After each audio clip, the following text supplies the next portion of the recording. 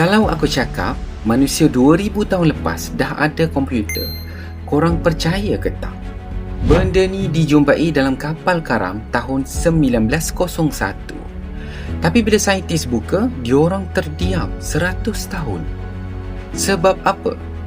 Sebab benda ni tak patut wujud. Nama dia Antikythera mechanism.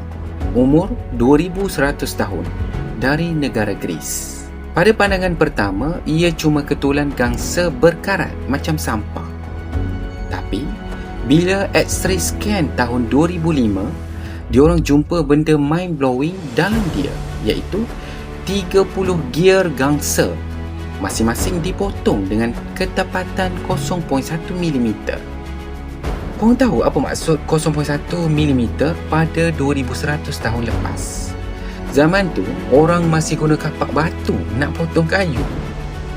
Jadi, benda ni buat apa? Dia kira pergerakan matahari, bulan, 5 planet yang manusia tahu waktu tu. Dia boleh predik bila gerhana bulan akan jadi, sampai ke tarikh, jam dan minit.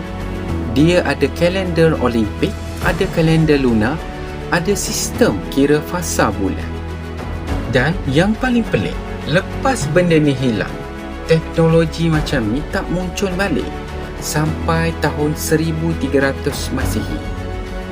Ini bermakna selama 1400 tahun ilmu ini hilang.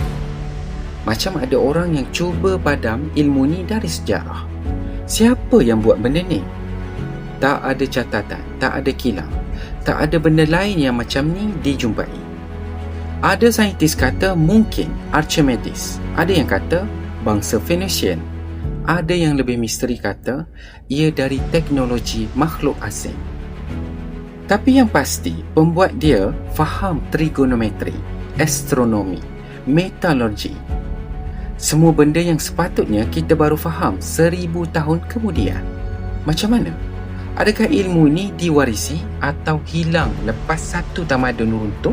Kenapa korang perlu kisah pasal ni?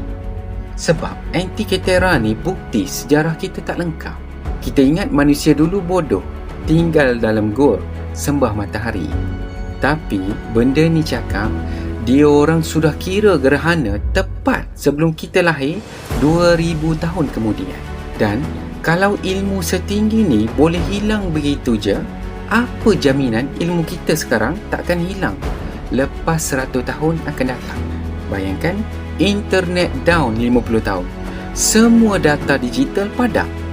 Apa tinggal untuk anak cucu kita? Jadi, Antikythera mechanism ni bukti tamadun silam lebih advance. Atau kita je yang underrate nenek moyang kita. Komen di bawah, korang rasa siapa yang buat benda ni? Manusia atau benda lain?